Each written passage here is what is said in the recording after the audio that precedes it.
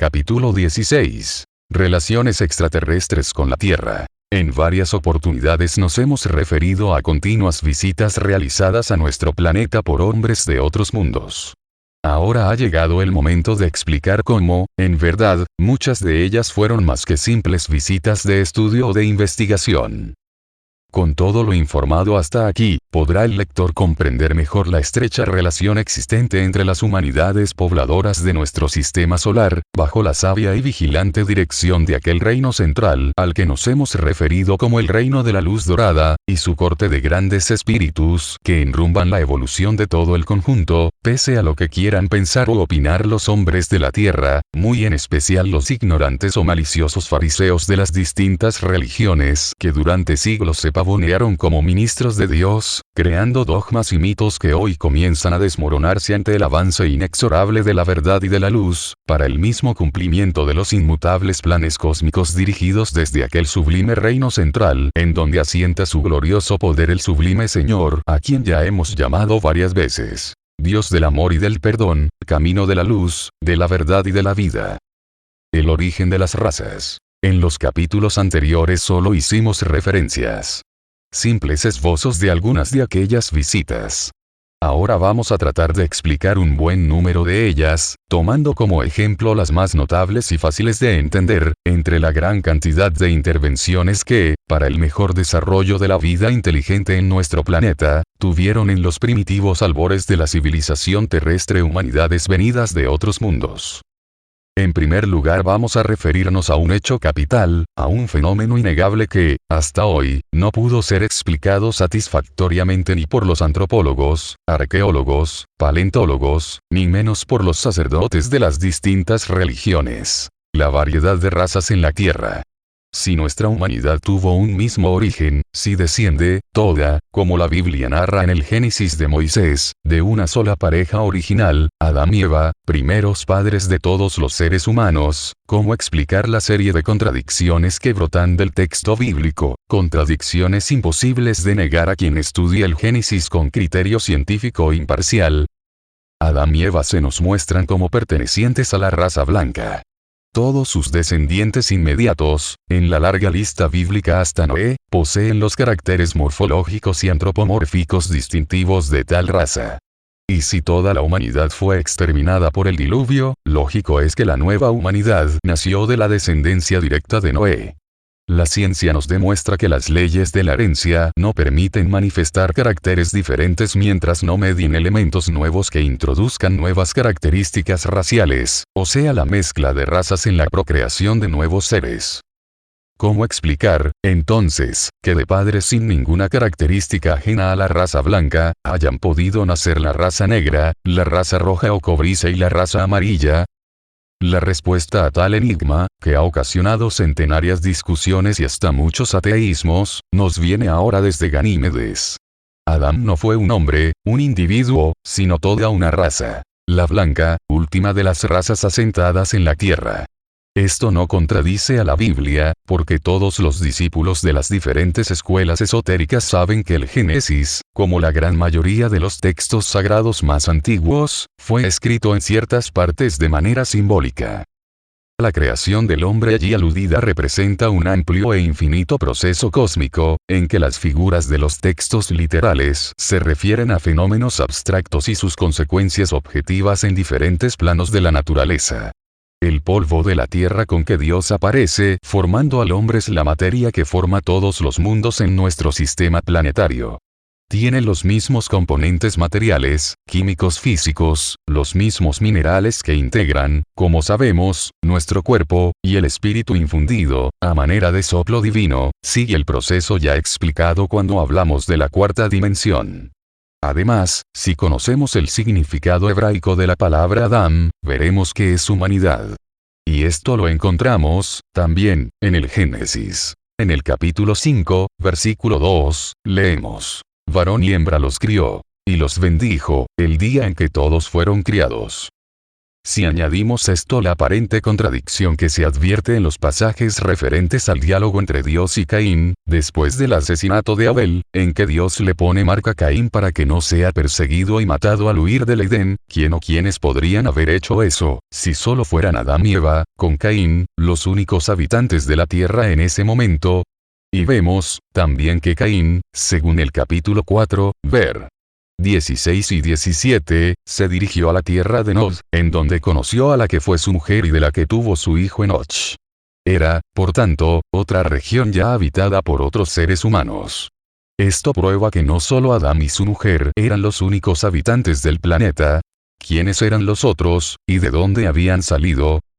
Además, en el capítulo 6 del Génesis, versículo 2, leemos: viendo los hijos de Dios que las hijas de los hombres eran hermosas, tomáronse mujeres, escogiendo entre todas. Bien claro está que se trataba de dos tipos o razas de seres humanos, en este caso, los hijos de Dios y las hijas de los hombres. La explicación de tal galimatías es, sin embargo, muy sencilla. La raza adámica, o blanca, al llegar a la tierra, encontró ya en ella otras razas más viejas, o anteriores. Y ellas fueron, por orden cronológico, la raza lemúrica, o negra, y la raza atlante, o roja. La raza negra puede decirse que fue la única autóctona de la Tierra. Tuvo su origen en un largo proceso evolutivo muy anterior a la llegada a nuestro planeta de los primeros representantes de lo que después fuera la raza atlante. Se desarrollaron principalmente en un continente hoy desaparecido. La Lemuria, que estaba ubicado en una gran extensión de lo que hoy es el Océano Pacífico. En un desarrollo de milenios, alcanzaron a diseminarse hasta las costas del sur del África.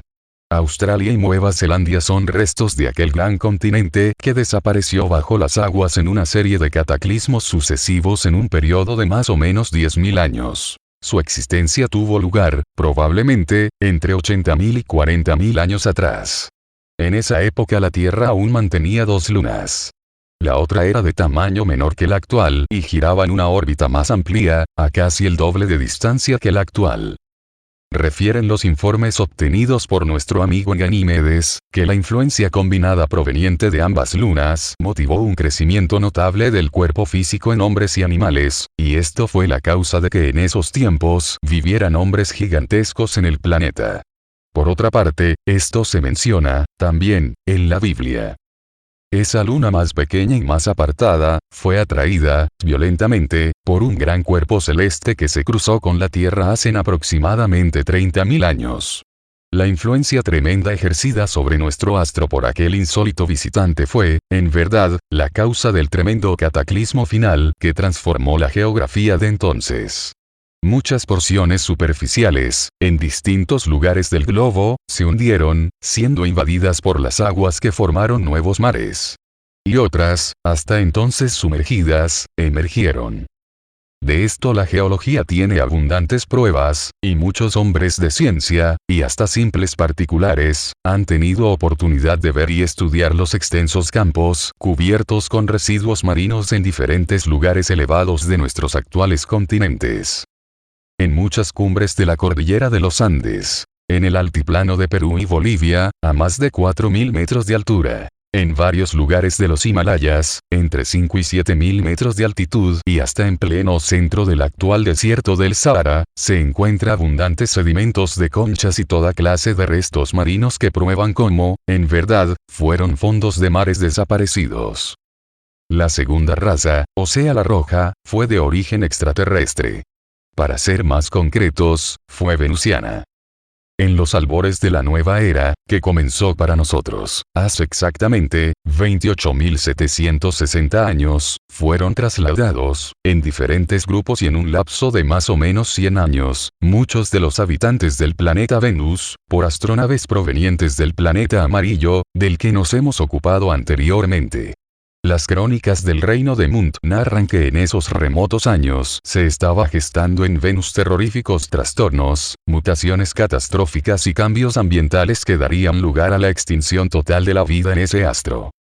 Y que por mandato expreso de los sublimes seres gobernantes del reino de la luz dorada, tuvieron que intervenir para salvar a la humanidad de aquel planeta. No era una humanidad tan adelantada como la de ellos. pero ya tenían un grado bastante elevado en su civilización. No fue tarea fácil hacerles comprender tan extraordinaria misión, y vencer el temor que a la mayoría les inspiraba su presencia, descendiendo en máquinas de fuego desde los cielos enteramente nublados de Venus. Pero los más sabios pudieron entenderlos y darse cuenta del peligro.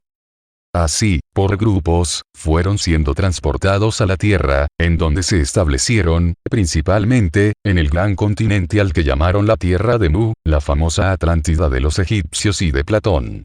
En el curso de los siglos, en un lapso de más o menos 10.000 años, aquella raza pujante y sabia había desarrollado la gran civilización atlante, centralizando su poder en un extenso continente en que se asentaban 10 reinos, como las más antiguas tradiciones egipcias y mayas nos recuerdan.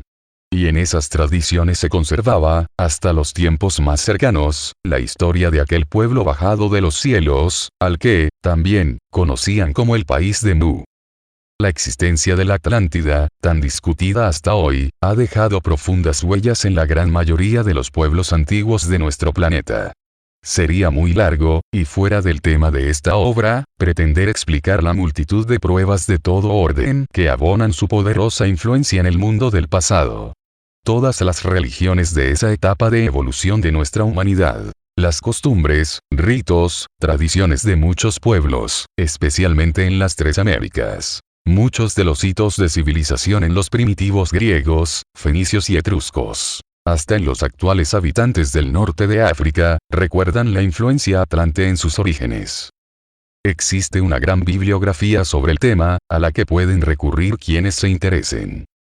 Pero no está de más indicar que los atlantes, en su gran expansión por el mundo de ese entonces, llegaron hasta los confines del norte de América, transpusieron el Mediterráneo y alcanzaron las riberas del Nilo y las entonces fértiles llanuras de la Mesopotamia y de toda la península arábiga. Un reciente libro dado a la publicidad por la arqueólogo alemana Carola Siebert, presenta abundancia de pruebas irrefutables de la presencia y de la influencia, netamente atlante y venusiana, de aquella raza y de su civilización en la costa occidental de América, especialmente en el Perú. Ha demostrado la señora Siebert la existencia, en abundantes ruinas preincaicas, de los principales elementos rituales, simbólicos, tradicionales y hasta costumbristas, de aquellos hombres de origen venusiano. A este respecto es muy interesante conocer que en el altiplano, entre Perú y Bolivia, en las famosas ruinas preincaicas de Tiahuanacu, se encuentra el monumento más antiguo del mundo. La Puerta del Sol, la que tiene esculpida en el centro la figura del dios rodeado por otras figuras con alas, clara alusión a seres alados o bajados del cielo, y que en tan formidable monumento existe, también, esculpido, un calendario considerado como el más antiguo que se conoce, pues las pruebas al carbono 14 arrojan más de 15.000 años. Pero lo sorprendente de tal calendario es que representa el año venusiano, con los 255 días terrestres y los meses de 24 días, exactamente. Y merece citarse, igualmente, lo escrito hace muchos años por el famoso historiador, filósofo y sabio profesor de la Universidad de San Petersburgo, Dmitry Merezhkovsky, en su libro, El secreto del oeste. Los restos de la Atlántida sumergida se encuentran en el misterioso Egipto, México y en el Perú. Y ahora pasaremos a ocuparnos de la tercera raza. La raza de Adán, o blanca, llamada también caucásica, y que hace su aparición en la Tierra más o menos a mediados de nuestra actual etapa evolutiva, dentro del conocimiento cósmico de la existencia de ciclos, o revoluciones cósmicas con una duración de 28.791 años cada uno. A este respecto, la información obtenida desde Ganímedes por nuestro amigo es categórica. Refiere que los primitivos representantes de esa raza fueron traídos a la Tierra por astronaves del Gran Imperio, que, más tarde, sería llamado Reino de Mund, como viéramos en capítulos anteriores. Le explicaron que en ese entonces, hace más o menos 12.000 años, cuando aún perduraban en el planeta amarillo las últimas contiendas entre los dos poderosos bloques étnicos en que se dividieran, como ya hemos visto anteriormente, un numeroso grupo de prisioneros del país vecino, que no podía ser asimilado a su civilización por no haber alcanzado el alto nivel moral requerido, fue trasladado a nuestro planeta, ubicándolo en los territorios, entonces deshabitados pero fértiles y con abundancia de recursos naturales que ahora conocemos como Siria, Jordania y el Irak. Esto explica, hoy, diferentes pasajes de la Biblia, entre ellos la expulsión del Edén de los primeros progenitores de esa raza, como castigo. Vinieron, en efecto, de un mundo superior. De un mundo en que se desarrollaba una civilización fácilmente comparable con un paraíso. Y venían a un mundo en que tendrían que trabajar con el sudor de su rostro, y en donde tendrían que sufrir y sentir dolor y en donde conocerían la muerte, pues ya hemos visto que en el reino de Munt, esta ya no existe, como se ha explicado en capítulos anteriores. Todo ello concuerda, amplia y lógicamente, con el relato bíblico. Y ahora vamos a ver, también, la explicación que han dado aquellos superhombres a distintos casos referidos por el Antiguo Testamento, comprobando así la permanente intervención que tuvieron en el desarrollo y evolución de esa raza en nuestra tierra. Previamente hemos de añadir que se le explicó a Pepe que siempre actuaron y actúan por orden y dirección de los supremos señores del reino de la luz dorada. Pero antes de pasar al siguiente punto, debemos anotar que poco tiempo después de traer aquel primer grupo de migrantes, trasladaron, también, otro grupo al que dejaron en las costas septentrionales del Mar Negro, en la región comprendida entre las desembocaduras de los ríos Dnieper y Danubio. Este segundo núcleo de seres de raza blanca fue el que, al extenderse con el correr de los siglos, subiendo por las márgenes de ambos ríos poblaron toda la Europa. La desviación del Nilo. La formidable civilización del antiguo Egipto no habría existido jamás, de no mediar la intervención de aquella superraza extraterrestre en los destinos de nuestra humanidad. Siempre se ha dicho que el Egipto era un producto del Nilo. Pero en esos remotísimos tiempos el Nilo no recorría lo que, después, fuera poderoso imperio de los faraones. El extenso y caudaloso río que tiene sus fuentes en los territorios de lo que hoy son Uganda y Etiopía, llegaba hasta más al norte de la primera catarata, en la región en que ahora se levanta la gran represa de Asuán. De allí se desviaba en dirección al Mar Rojo, desembocando en él. Toda la región ocupada por Egipto era desierto, continuación del de Libia, con la sola excepción de una estrecha zona fértil limitada por los desiertos de Nubia y Libia, que se extendía hasta cerca del lugar en que hoy se asienta la población de El Coseir en la ribera del Mar Rojo, siguiendo el curso original del Nilo.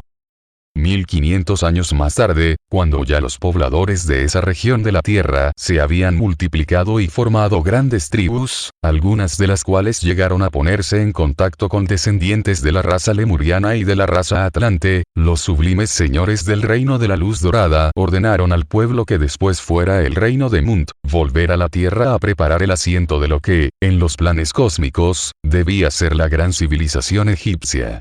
Durante un tiempo se realizaron los estudios correspondientes, y se decidió desviar el río Nilo antes del gran recodo que formaba al norte de la primera catarata, para llevarlo a través del desierto hasta desembocar en lo que hoy es el mar Mediterráneo. Enormes astronaves condujeron ingenieros, máquinas y equipos hasta la zona escogida. Un grupo de técnicos extraterrestres se encargaron de educar a los atemorizados pobladores primitivos, que luego de los primeros días de terror, los adoraron como dioses, y sirvieron de obreros en la obra. Al cabo de pocos años, por los formidables medios con que contaban, se había abierto el nuevo cauce y los 5 canales simétricos que iban a constituir el Gran Delta. El antiguo cauce de desagüe en el Mar Rojo fue anulado y el tiempo se encargó de cubrirlo totalmente. Una pequeña carga nuclear desmoronó la barrera natural que separaba el Nilo de su nuevo curso, y el gigantesco río corrió, desde entonces, a través de lo que, siglos más tarde, iba a ser el gran imperio de los faraones, y el centro inicial de las grandes escuelas esotéricas del futuro. Cumplida su misión, los hombres, los equipos y las máquinas retornaron a su planeta de origen. La fundación del imperio egipcio. Muchos han sido los problemas que durante siglos preocuparon a los hombres de ciencia que estudiaran la civilización egipcia. Algunos fueron resueltos a la luz de modernos descubrimientos. Otros, quedaron sin respuesta hasta hoy. Entre estos últimos figuraba el enigma del sorpresivo desarrollo de ese pueblo en, relativamente, pocos lustros. Sociólogos, historiadores, arqueólogos y filósofos no atinaron a imaginar cuál pudo ser la causa a la que se debía que los egipcios representaran un fenómeno de evolución completamente distinto a todos los demás pueblos. En todas partes, en todas las razas y civilizaciones más remotas, se advierte el proceso lento y escalonado, sucesivo en sus diferentes gradaciones, desde los niveles más primitivos hasta el apogeo de sus culturas respectivas, en la variada gama de matices que ofrece al investigador estudioso la marcha de cualquier grupo humano en la historia de nuestra humanidad. Pero con los egipcios no pasó eso. El país de los faraones resulta un caso único. Hasta hace más o menos 8000 años, en las riberas del Nilo se encontraban tribus dispersas, con un nivel de vida y de cultura muy pobres, como lo demuestran los restos arqueológicos de esa época. Poseían solo rudimentarios elementos, cerámica tosca y modestas construcciones de adobe sin mayores alardes de cultura. Pero de pronto, en solo el transcurso de un par de centurias, empieza a florecer allá una sorprendente civilización. Comienza a construirse grandes ciudades, con edificios de piedra que cada vez asumen formas y estructuras más notables, hasta llegar, en poco tiempo, a la asombrosa demostración de adelanto que ha llegado a causar el respeto y la admiración de los hombres cultos de todos los países y de nuestros sabios modernos. ¿Qué sucedió en Egipto entre el octavo y el séptimo milenio de nuestra era actual? También desde Ganímedes nos viene la respuesta. Recordemos que ya, 3000 años antes, la superraza extraterrestre había preparado las bases con la desviación del Nilo. Pero en esa época empezaron a presentarse en el planeta amarillo los primeros síntomas de su futura desintegración, como se ha explicado al ocuparnos de la historia del reino de Munt. Era, precisamente, el comienzo del reinado de aquel portentoso soberano. Y, por tal razón, terminada la misión que se les encomendara en la Tierra, se dedicaron exclusivamente a sus propios y urgentes problemas. Ya hemos visto en la tercera parte lo referente a su traslado al satélite de Júpiter y la destrucción del planeta amarillo. En ese lapso de cerca de 3000 años de los nuestros, estuvieron muy atareados en adaptar su nuevo mundo a la perfecta evolución de su civilización, y no vinieron a la Tierra.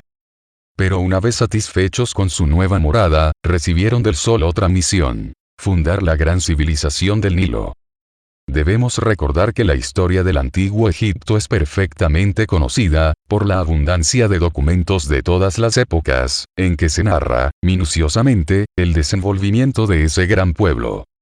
Y se conoce al detalle el desarrollo evolutivo de tan formidable civilización, desde los tiempos del rey Menés, fundador oficial de la primera dinastía, que en el año 5004 a.C., establece la organización política y administrativa que habría de perdurar a través de las 26 dinastías que, oficialmente reconocidas como tales, rigen en el Valle del Nilo hasta ser conquistado por Cambises, rey de Persia, en el año 527 antes de nuestra era cristiana. 5 dinastías más, de origen extranjero, completan la serie de 31 que termina con la dominación de Egipto por los romanos.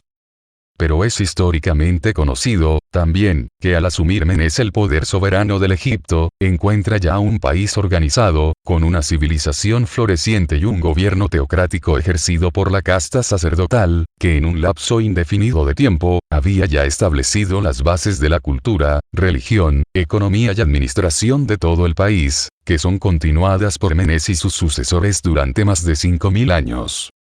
Esa etapa anterior a la de los faraones que comienzan con Menés, está señalada en la tradición y escritos antiquísimos como el tiempo en que ese pueblo fuera gobernado por los dioses bajados del cielo.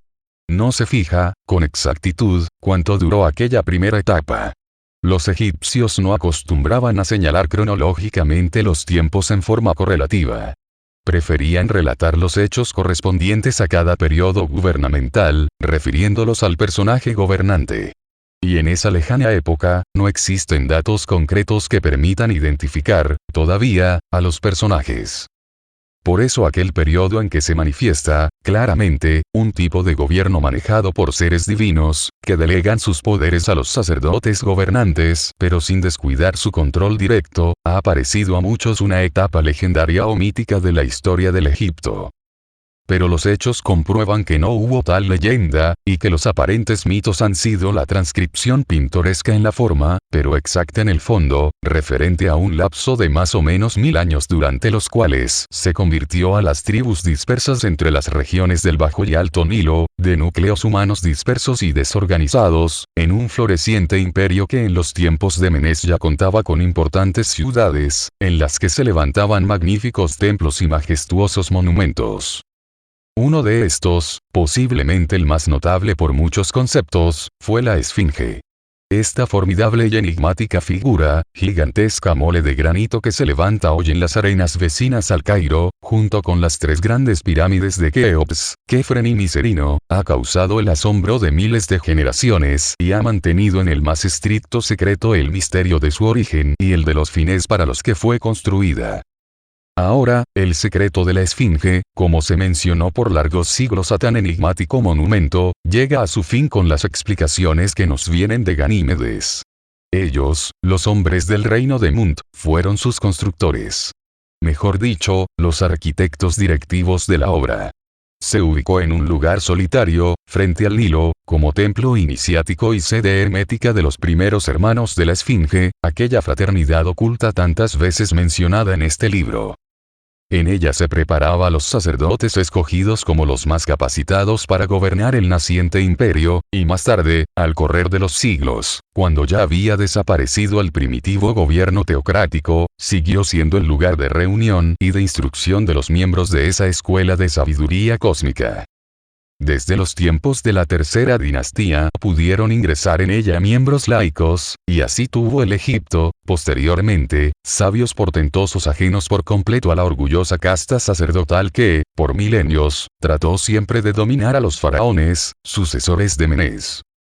Hasta hoy no se ha descubierto el verdadero sentido de la Esfinge, en gran parte debido a la inquina o negligencia por remover los miles de toneladas de arena bajo las que duerme su sueño de siglos el templo iniciático y todas las dependencias, muchas de ellas cámaras secretas, utilizadas por los hermanos de la orden en su vida institucional. ¿Cuántos tesoros culturales podría hallar nuestra humanidad si se descubriera tan misteriosos recintos? De allí salieron hombres que marcaron hitos en la historia de toda la tierra. Entre ellos, el famoso Moisés de la Biblia. Y también, la enigmática y sapientísima personalidad conocida en los tiempos de la cuarta dinastía con el nombre de Imhotep, el famoso arquitecto constructor de la Gran Pirámide, ubicada a corta distancia de la Esfinge, que ya, por aquel entonces, era vecina a la gran capital del Bajo Egipto, Memphis, levantada con tal fin por Menes, en las cercanías del misterioso monumento. No vamos a detenernos más en estos puntos. Hay todavía mucho por explicar sobre misiones terrenas de aquella raza extraterrestre. Por tanto vamos a ocuparnos, ahora, de otras misiones, todas ellas trascendentales, para el desarrollo y evolución del hombre en nuestro planeta. La destrucción de Sodoma y Gomorra. Ya hoy día muchos hombres de ciencia han opinado que la destrucción de las 2 ciudades, llamadas malditas, se debió al empleo de bombas atómicas del tipo de las que aniquilaron Nagasaki y Hiroshima. Entre ellos el físico soviético Alexei Kazantsev y el profesor, también ruso, Agrest, participan de esa opinión y este último ha presentado como pruebas de su acerto las técnicas encontradas en aquella región, materiales rocosos que todos los físicos nucleares saben que solo pueden formarse a consecuencia de reacciones atómicas. Los hombres del reino de Munt explicaron este caso como el cumplimiento de otra misión que les fuera encomendada por los sublimes señores de la faz resplandeciente, para castigar el desenfreno y abominable corrupción reinante en aquellas ciudades, que amenazaba extenderse al resto de los nuevos pueblos escogidos para el futuro desarrollo de la humanidad terrestre. Era un escarmiento que buscaba servir de lección. Los varones considerados ángeles en la Biblia, que visitaron a Lot y lo previnieron para abandonar esos lugares, eran miembros de la tripulación de una astronave de las del tipo de 6 tripulantes. El mismo Génesis confirma los poderes extraordinarios que teman, que les permitieron defenderse de la multitud sodómita con un simple ademán que cegó a todos los que pretendían violarlos, pudiendo escapar en compañía de Lot y su familia. Después, cuando estos últimos estuvieron a salvo y a prudente distancia, regresaron ellos a su máquina oculta tras una loma. Una bomba termonuclear sobre cada una de las ciudades las hizo pasar a la historia. El paso del Mar Rojo. Uno de los pasajes más notables de la Biblia es el referente a la huida de Israel, perseguido por el ejército de Faraón, a través de las aguas del Mar Bermejo como ellos lo llamaban. Muchas discusiones han habido sobre el tema. Y muchos hombres de ciencia materialistas han creído ver en él una fábula inventada por Moisés. Pero la verdad del hecho histórico no puede refutarse. Los judíos salieron de Egipto y atravesaron el Mar Rojo por su parte más estrecha, que separa el África de la península del Sinaí. La misma historia egipcia lo confirma. Y no lo hicieron en barcas, que no tenían. El Éxodo lo refiere con lujo de detalles. Y el prodigio le costó al faraón lo más graneado de sus tropas. Todo ello ha sido conocido desde los más remotos siglos y no perderemos tiempo en repetirlo. Pero, veamos ahora cómo nos han explicado los superhombres de Ganímedes la sucesión de hechos portentosos que tuvieron lugar en aquel episodio. Los israelitas habían acampado en la margen occidental del Mar Rojo, conducidos hasta ahí por la famosa columna de humo que los guiara constantemente en todo el éxodo. Esta nube, que de día era una gigantesca columna de humo y de noche, de fuego, marchaba siempre a la cabeza del pueblo, y aquel día se encontraba detenida sobre la ribera del mar. Al percatarse los judíos que por el desierto se acercaba velozmente el ejército egipcio, cundió el pánico, tal como lo refiere la Biblia. Pero también narra que, en esos momentos, la columna de humo se puso en movimiento, colocándose a espaldas del pueblo, entre este y el lugar por donde habrían de llegar las tropas de Faraón. Moisés calmó los ánimos, asegurándoles que Jehová los defendería, y comenzaron los prodigios. De la nube de humo salieron rayos y se estableció una espesa cortina tenebrosa de humo y fuego que separó a los egipcios de los israelitas. De aquella gigantesca cortina partían rayos y truenos, y tan amenazante espectáculo detuvo a los egipcios que, atemorizados, empezaron a gritar que Jehová estaba defendiendo a su pueblo. Esta situación se prolongó todo el día. Mientras tanto se formaban grandes nubes desde la playa y sobre el mar en dirección a las opuestas riberas. Durante la noche un viento huracanado azotó las aguas en toda la zona fronteriza. Los israelitas estaban pasmados y temblaban ante aquellos fenómenos. Sus enemigos continuaban detenidos al otro lado de la barrera flamígera. Con las primeras luces del nuevo día un grito de asombro partió de todo el campamento. El mar estaba dividido, formando las aguas como altas murallas a ambos lados de un amplio corredor o pasaje. Moisés ordenó a los suyos que lo siguieran y penetró por el centro del providencial camino en demanda de la otra lejana orilla.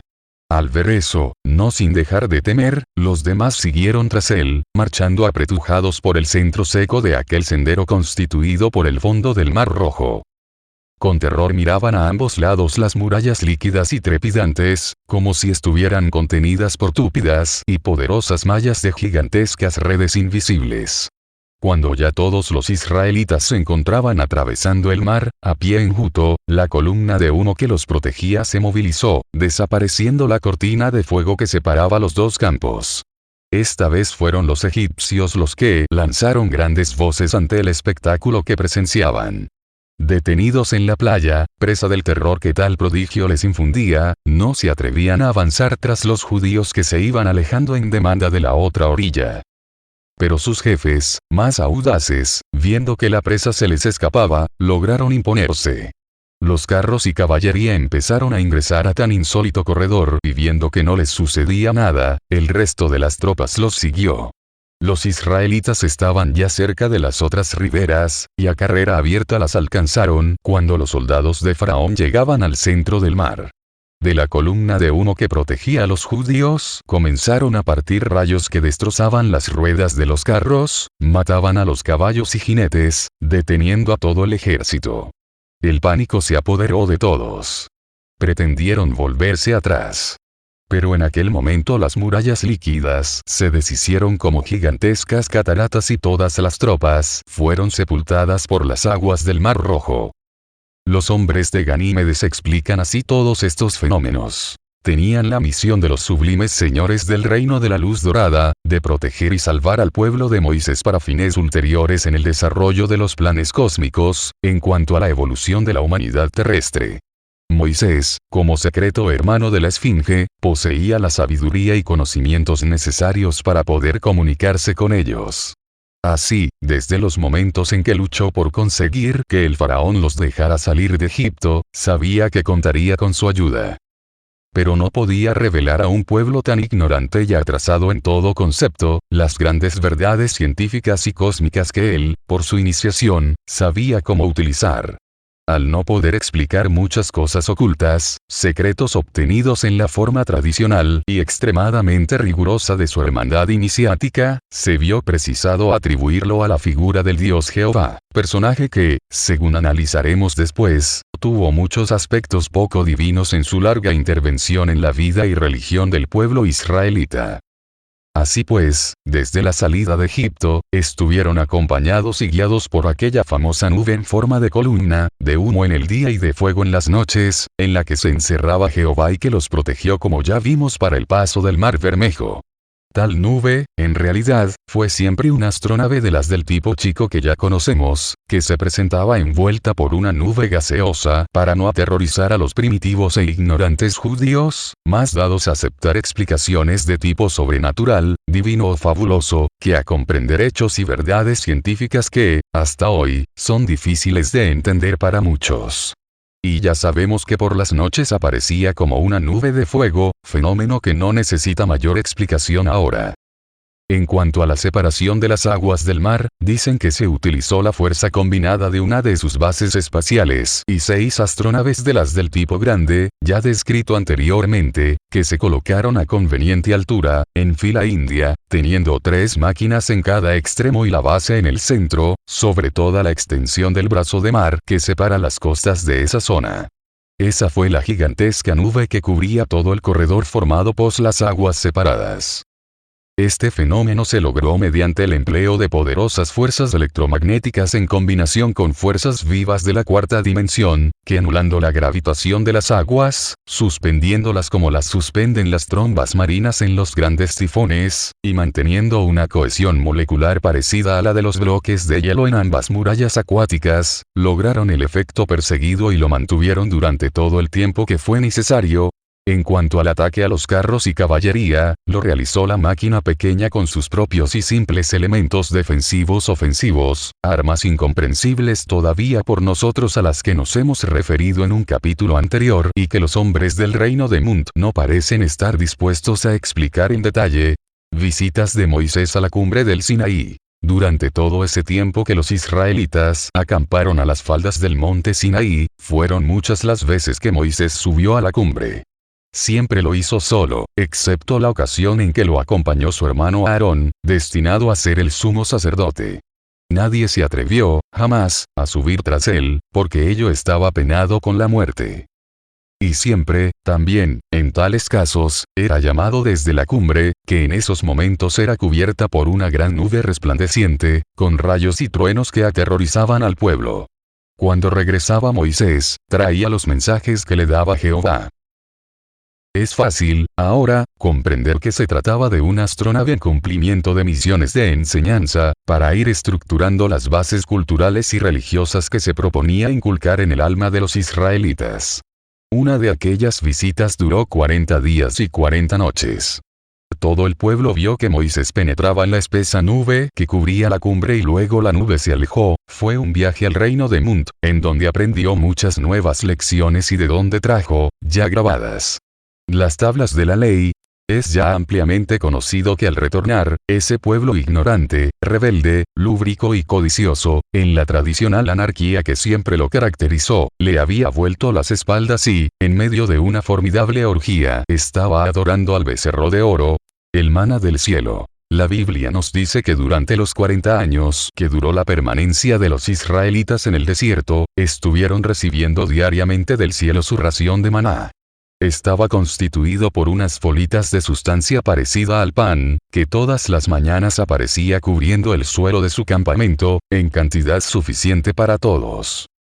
Los hombres de Munt explican este hecho manifestando que se trató de un material alimenticio común entre ellos, con alto contenido de proteínas, carbohidratos y minerales vitaminados, provenientes de su reino vegetal, con elevado poder nutritivo, que elabora continuamente su industria manufacturera desde los más remotos tiempos. Era transportado en grandes cantidades desde su reino hasta una de sus bases espaciales, ubicada a más o menos 12.000 kilómetros de altura sobre nuestro planeta.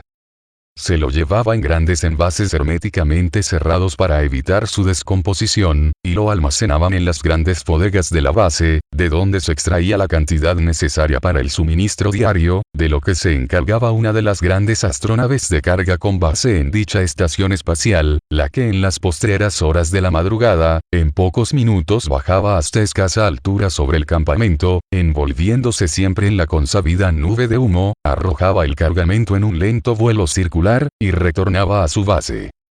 Construcción del Arca de la Alianza. Entre los muchos objetos fabricados en esa época bajo la dirección de Moisés para el nuevo culto de la naciente religión, el principal fue el Arca de la Alianza, o Santuario Secreto de Jehová. Las enseñanzas místicas primitivas afirmadas luego por la tradición, lo hacían aparecer como el lugar sacratísimo en el que se encerraba el Dios de los israelitas, lugar al que nadie podía tener acceso, excepto el sumo sacerdote en determinadas ocasiones. Sobre tal condición pesaba, nada menos, que la pena de muerte, y esta sanción tuvo lugar de manera maravillosa e impresionante varias veces, como en el episodio de aquel oficial del rey David, quien al ver que los cargadores del arca habían tropezado, temiendo que el santuario cayese a la tierra, lo agarró con la más sana intención. Un rayo fulgurante partió del arca y el oficial cayó fulminado. En esas remotas épocas un hecho así era prodigioso. Venía a confirmar la presencia de aquel Dios iracundo y muchas veces cruel en el interior del artefacto.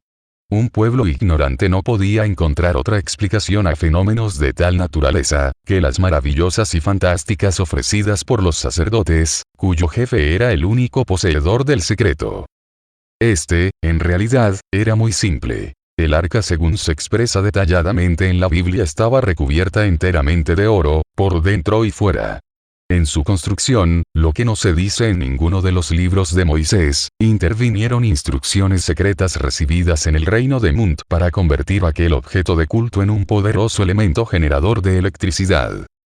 Convenientemente ocultas en la estructura interior habían pilas formando una potente batería acumuladora de fuerza, la que se manifestaba, a veces, en ciertas ceremonias, como chispas y destellos fulgurantes, atribuidos a la divinidad que en ella se encerraba. En esos tiempos no se conocía la electricidad ni cómo producirla. Ello solo era privilegio de los iniciados de algunas escuelas esotéricas. Y Moisés fue uno de los hermanos de la Esfinge, los más adelantados en aquel terreno. De tal manera, no fue difícil concebir un artefacto que, dentro de un concepto mítico inspirado por el deseo y la necesidad de impulsar a su pueblo por el camino de la superación, se viera obligado a emplear una serie de trucos y estratagemas, únicas formas de dominar la tremenda rebeldía y los poderosos impulsos hacia el vicio y las bajas pasiones que tanto dominaron, por siglos, a los israelitas. Estando el arca revestida de oro, metal conductor, puesto en contacto directo con los acumuladores de su interior, mediante un dispositivo hábilmente disimulado y solo conocido por el sumo sacerdote, quien podía conectar o desconectar el paso de corriente a voluntad, es fácil comprender que cualquier neófito que se atreviera a tocar el arca recibiría, instantáneamente, una descarga mortal, como le sucedió al oficial de David.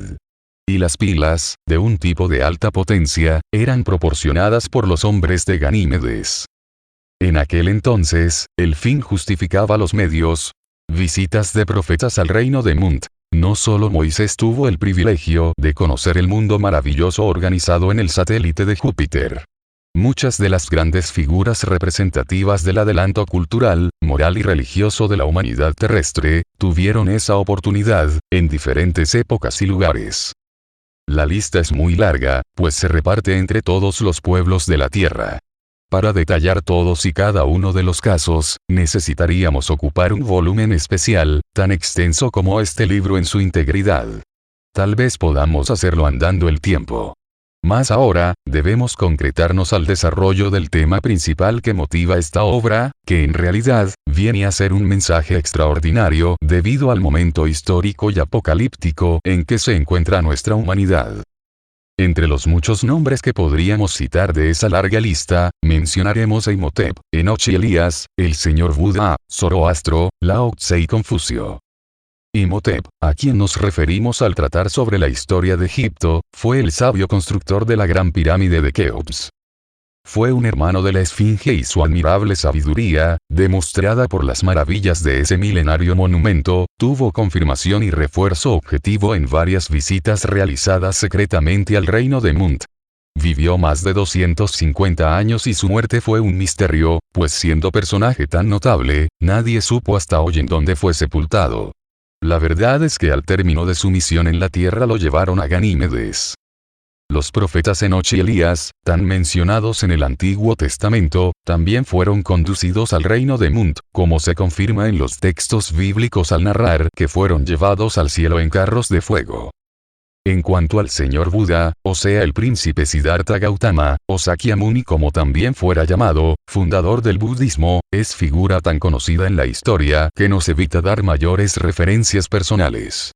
Pero en el reino de Mut existen las pruebas de que tal personaje visitó su mundo, conducido para estudio y comprobación de las grandes verdades cósmicas y eternas que, después, fueron la base de su elevada doctrina, tan parecida en la esencia, elevación y pureza, a las enseñanzas posteriores de Cristo.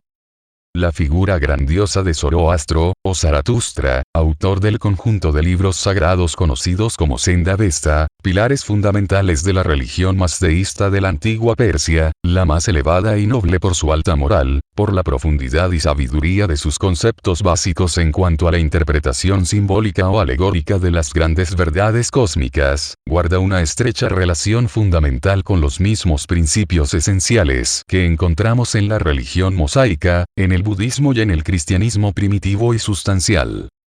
Aunque el ropaje de que hacen gala, en mitos y ceremoniales cada una de estas grandes religiones pueda ser diferente, por las distancias que las separan en tiempo y ambientes de desarrollo, tales diferencias revelan al analista imparcial que son el producto, exclusivo, de la intervención de los hombres y de las costumbres de cada lugar y época. Pero la esencia de todas ellas es la misma, lo que prueba, lógicamente, la uniformidad de origen. Y si la comparación es llevada hasta esa otra gran doctrina constituida por el conjunto de enseñanza de los grandes filósofos chinos Lao Tse y Confucio, mejor conocido en Occidente por la derivación latina del nombre, Confucio, ambos anteriores a Cristo, desembocamos en la sorprendente analogía de los principios fundamentales de moral, de estímulo a la virtud, a la pureza de pensamiento y de conducta, a las prácticas más bellas y más nobles, más fraternas y elevadas para el trato y la mutua convivencia entre todos los seres humanos. Todo esto, en el fondo, no es otra cosa que lo ya descrito, en capítulos anteriores, sobre la cultura y religión que reinan en Ganímedes. No es extraño, por tanto, que los superhombres del reino de Mut hayan asegurado haber sido los intermediarios encargados, en distintas épocas y diferentes lugares y pueblos de la tierra, de facilitar la difusión de las doctrinas y enseñanzas emanadas de aquel sublime reino de la luz dorada, de aquellos grandes espíritus gobernados directamente por el supremo Rey del Sol, a quien llamamos en la tierra el Cristo. En los próximos capítulos, al explicar los pormenores de la trascendental misión que ahora, después de largos siglos, motiva su regreso a nuestro mundo, tendremos oportunidad para ampliar conceptos y opiniones acerca de todos esos puntos. Réstanos, solamente, ocuparnos en este de otra visita importantísima, realizada hace casi 2000 años, y que, en verdad, obedeció a los preliminares preparativos de la gran misión actual. El enigma de la estrella de Belén. La historia y el Nuevo Testamento, en la Biblia, nos refieren que unos magos, llegados del Oriente, visitaron al rey Herodes para preguntarle por el nuevo rey de los judíos nacido en tierras de Judea. San Mateo, en su Evangelio, nos dice que en esa entrevista aquellos magos se expresaron así: ¿Dónde está el rey de los judíos que ha nacido? porque su estrella hemos visto en el oriente y venimos a adorarle.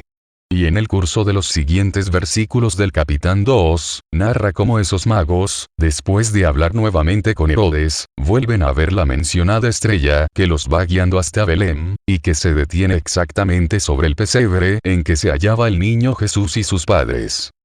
A la luz de nuestros modernos conocimientos científicos, muchos se han hecho esta pregunta. ¿Era una estrella lo que anunció en Oriente el nacimiento a los magos, y lo que los condujo hasta Belén? La astronomía, la mecánica celeste y la actual ciencia del espacio nos demuestran la imposibilidad de que se tratara de una estrella o cualquier otro tipo de astro. Su existencia en la época nos la prueba la historia, que conserva las huellas del tremendo impacto causado en Jerusalén por la visita de los magos a Herodes y toda la secuela de consecuencias que se derivaron de ella, hasta la terrible matanza de niños ordenada por el déspota, también nos la afirma la Biblia, y es presenciada, además, por multitud de pastores que llegan hasta Belén con el mismo propósito de los magos. Pero hoy, ya no podemos aceptar la idea de una estrella, ni de un cometa, ni siquiera la de un satélite, sateloide o meteorito. Si analizamos los textos bíblicos encontramos que la forma en que se refieren a esa estrella nos apartan, por completo, del concepto comprobado sobre todo cuerpo celeste común y corriente. Todos los astros conocidos están sujetos a leyes universales que norman su equilibrada y matemática marcha en el espacio. Todos siguen, perpetuamente, las trayectorias trazadas por la naturaleza, y si alguno se apartara de su órbita ello significaría catástrofes astronómicas. Sin embargo, aquellos magos del Oriente mencionan haber realizado su viaje porque esa estrella les anunció en su tierra un hecho digno de su máxima adoración. Y esa estrella, posteriormente, en Judea, vuelve a presentarse y los va guiando hacia un lugar determinado, al lento paso de los camellos y caballos, y sobre ese lugar se detiene y se mantiene suspendida en el espacio. Si comparamos estos hechos con las ya conocidas maniobras de los ovnis en nuestros días, encontramos coincidencias que pueden llevarnos a deducciones muy interesantes. En primer lugar, en aquellos tiempos cualquier punto luminoso en el firmamento era considerado una estrella. Y si la magnitud de su luminosidad era suficiente como para impresionar a muchos, con mayor razón. Ahora bien, sabemos que los ovnis pueden ser confundidos a cierta distancia con luminarias celestes. Y ya todos conocemos que se pueden mantener estáticos en el espacio, y recorrer el cielo a diferentes velocidades, desde las más vertiginosas imposibles de alcanzar aún por nuestras astronaves, hasta las de menor intensidad, parándose o avanzando en cualquier dirección a voluntad. No es esta, exactamente, la forma en que nos presenta el texto bíblico a la estrella de Belén. Siempre se representó a la misma detenida sobre el pesebre del niño Dios, lanzando un haz de rayos que iluminan el lugar.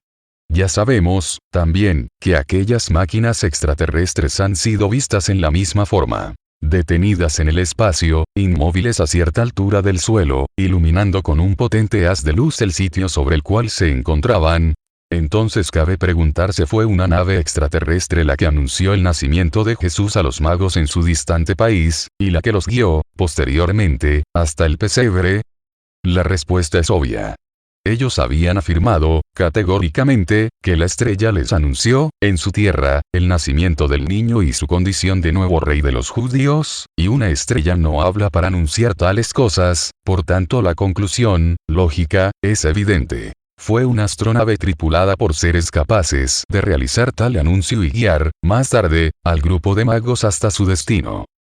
Pero una conclusión de tal naturaleza nos abre nuevos interrogantes. Si aquellos magos del Oriente fueron buscados y conducidos, así, por seres extraterrestres, ¿quiénes eran esos magos para ser solicitados en tan especial manera y para realizar un viaje tan largo y penoso por tal motivo?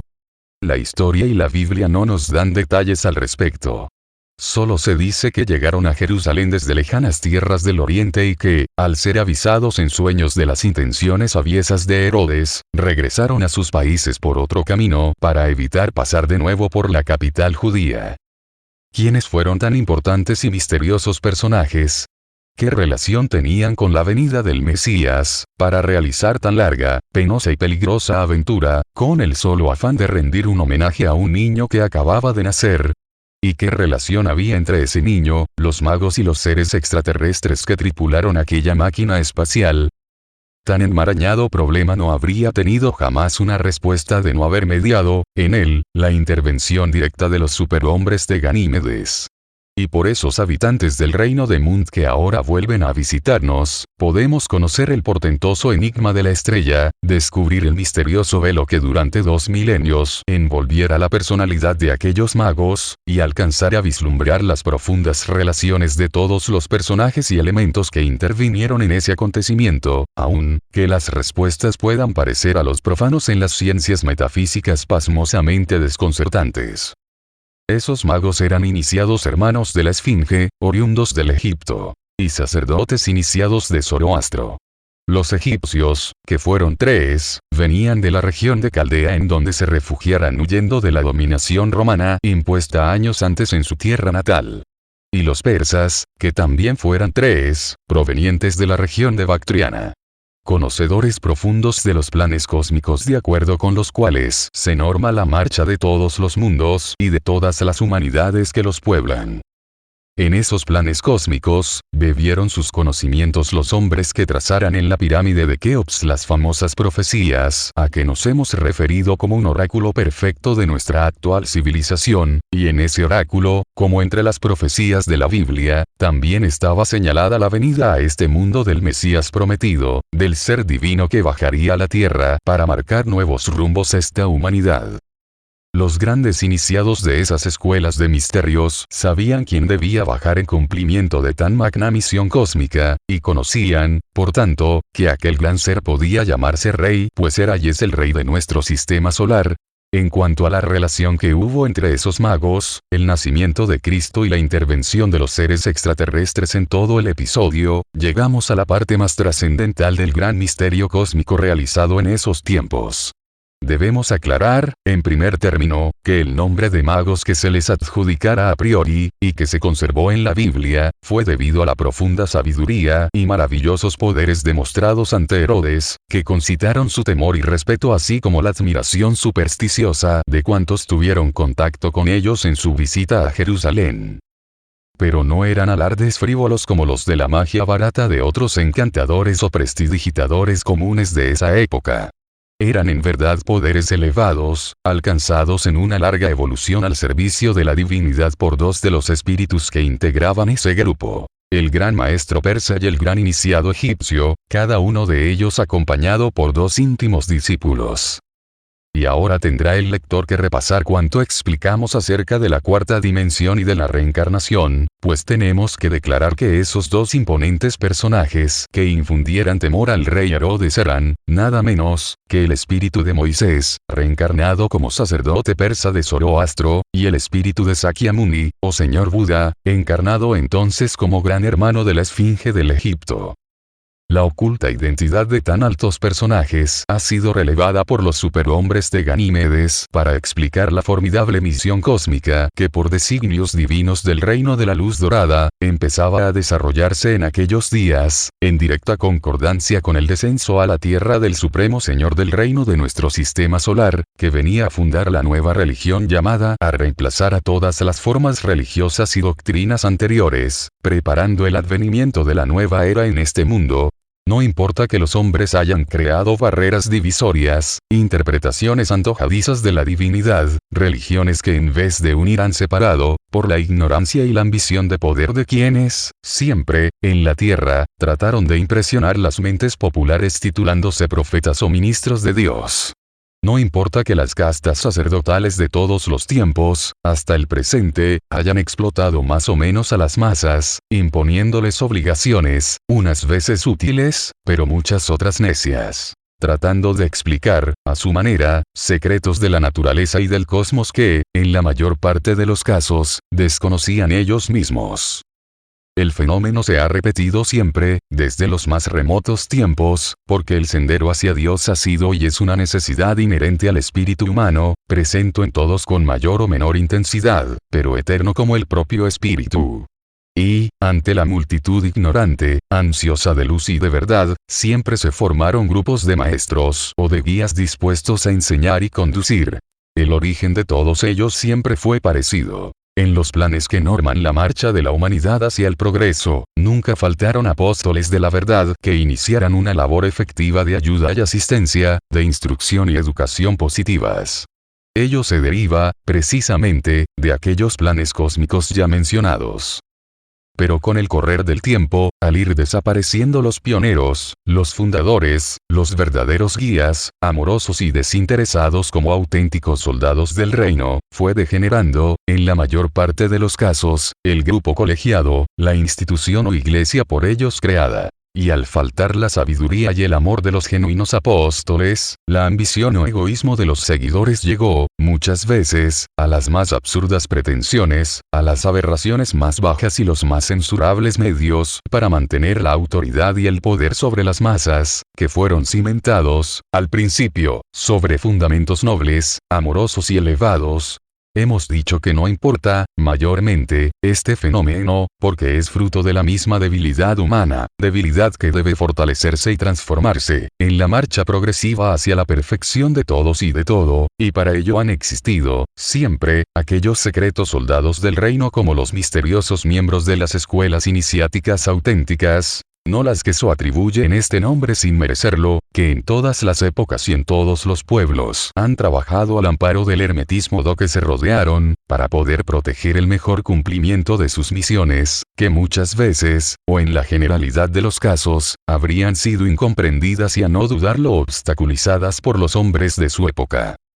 Solo en oportunidades en que la misión obliga al iniciado a manifestarse públicamente, en alguna forma, es que lo hacen. Pero, aún así, es común que guarden el secreto de la verdadera identidad esotérica, de su íntima condición sustancial y de su vinculación con determinada orden o hermandad, ateniéndose a lo estrictamente necesario para el conocimiento del vulgo ignaro, y reservando a quienes fuera menester los detalles confidenciales de su personalidad y de su labor. Este es el caso de aquellos magos, a los cuales, con el correr de los siglos, se les ha llegado a considerar reyes. La Biblia no los llama así.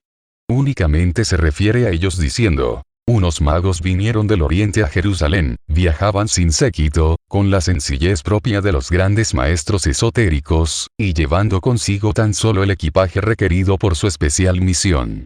No los acompañaba el fastuoso cortejo acostumbrado por todos los reyes orientales. Y su seguridad personal y la de los valiosos presentes que conducían estaban protegidos, en verdad, por su gran sabiduría y la amorosa vigilancia que, desde el espacio, ejercía sobre ellos la máquina extraterrestre que los cuidaba. Por otra parte, mal hubieran hecho al pretender que los tomaran por reyes, y tampoco necesitaban aparecer al mundo como tales. Por lo general, la realeza de la tierra ha sido, muchas veces, acompañada por las bajas pasiones, por los niveles más pecaminosos que nos muestra la escala evolutiva de los seres humanos, y los grandes espíritus iniciados han preferido, casi siempre, disimular su luminosa personalidad bajo apariencias sencillas. ¿Qué mejor ejemplo que el de Cristo, Rey de nuestro sistema solar, bajando a la tierra en el más pobre y humilde de los ambientes populares? Y ahora veamos cuál fue la verdadera misión, oculta, de aquellos grandes hombres. Cumplido el homenaje a su Rey y Señor recién encarnado en la tierra, salieron de Judea tal como lo narra la Biblia. Pero no se alejaron mucho. Solamente la distancia necesaria para no ser vistos por los pobladores de las zonas circundantes. Acamparon en un oasis del desierto, lejos de toda mirada impertinente, y allí aguardaron el descenso de la astronave del reino de Munt. Cuando esto se produjo, uno de los discípulos egipcios del gran hermano de la Esfinge, fue conducido en el ovni hasta las puertas del monasterio de los hermanos esenios en las cercanías del Mar Muerto. Ya estos sabían, en secreto, su misión y la del mensajero del espacio, que permaneció con ellos preparando todo lo que, al correr de los años, tendrían que hacer en tomo a la gran misión de Jesús de Nazaret. La máquina retornó al oasis, y transportó a Persia, a su lugar de origen, a otro de los discípulos iniciados de Zoroastro, quien debía continuar trabajando por el restablecimiento de la dulce y elevada religión del Zendavesta, reemplazada allá, desde muchos años, por las prácticas idólatras y supercherías del magismo, religión de los Medas, que 3 siglos después, al establecerse la dinastía de los Sasánidas, volvió a dominar en Persia por un secular periodo. Sabemos la facilidad con que se trasladan a cualquier distancia aquellas poderosas astronaves. Ambos viajes fueron breves, y a su retorno al oasis, los otros 4 personajes subieron a ella. El gran sacerdote persa en quien moraba entonces, el espíritu de Moisés, fue conducido, junto con su otro discípulo, a un lugar cercano a Roma, la orgullosa capital del nuevo imperio que, en esos días, comenzaba a organizar el todopoderoso Octavio, llamado, desde entonces Augusto. Y el gran iniciado egipcio que encarnaba el espíritu de Sakyamuni, acompañado también por su discípulo, fueron llevados hasta un lugar conveniente de lo que hoy es España, en donde progresaban las vastas colonias establecidas por los romanos en esa floreciente provincia de su imperio. Comenzaba la nueva era que, más tarde, sería conocida en todo el mundo como la era cristiana, pero, también, se iniciaba el último periodo en el gran ciclo evolutivo de 28.791 años al que nos hemos referido anteriormente, ciclo al que mencionamos con el nombre de Gran Revolución Cósmica, cuyo último año corresponde al 2001 de nuestra era de Cristo, año en que cierra la Gran Pirámide de Egipto el largo oráculo de 6.000 años que se refieren a nuestra actual humanidad. La misión de esos 4 grandes seres, repartidos en puntos estratégicos de la naciente Europa habría de coincidir, en el secreto de los planes cósmicos, con los supremos designios de los sublimes señores de la faz resplandeciente, para el futuro de todo el planeta. Pero esto lo vamos a tratar en los próximos capítulos.